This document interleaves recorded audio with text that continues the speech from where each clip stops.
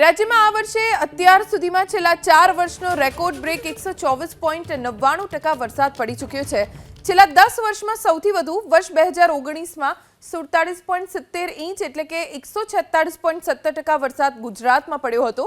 રાજ્યમાં આ વખતે તમામ જિલ્લા અને તાલુકામાં સાર્વત્રિક વરસાદ રહ્યો છે। કેટલાક તાલુકામાં એક સાથે વધુ પ્રમાણમાં વરસાદ વરસતા પાકને પણ નુકસાન પહોંચ્યું, પરંતુ સરેરાશ સારો વરસાદ થયો। આ વર્ષે રાજ્યમાં અત્યાર સુધીમાં સિઝનનો સરેરાશ 44.13 ઇંચ એટલે કે 124.99% વરસાદ પડ્યો છે, જે છેલ્લા 4 વર્ષનો રેકોર્ડ બ્રેક વરસાદ છે।